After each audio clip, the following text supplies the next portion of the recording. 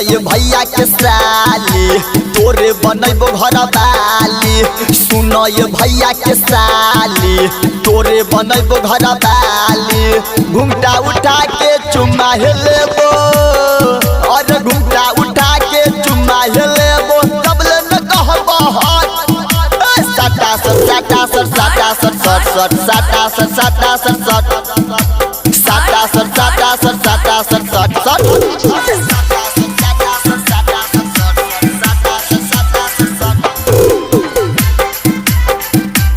अभी आप सुन रहे हैं अमरजीत सावरिया के आवाज में। Music by DJ Nishad.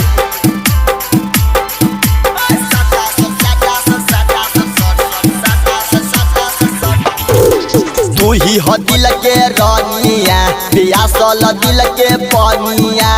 तू ही हो दिल के रानिया पियासल दिल के पानिया।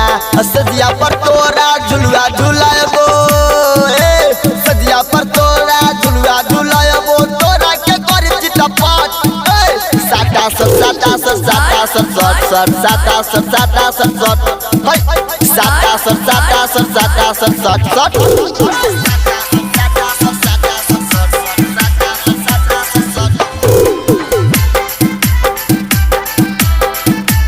अभी आप सुन रहे हैं अमरजीत सावरिया के आवाज में।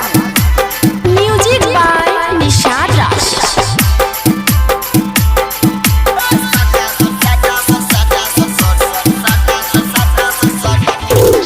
डीजे निशाद हई छपारा किंद तो तोरा कपरा।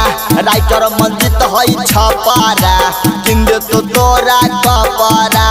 अमरजीत सावरिया तोरा अमरजीत सावरिया तोरा शादी कल तो झटपट साटा सर साटा सर साटा सर सट सट साटा सर साटा सर सट सट साटा सर साटा सर साटा सर सट सट।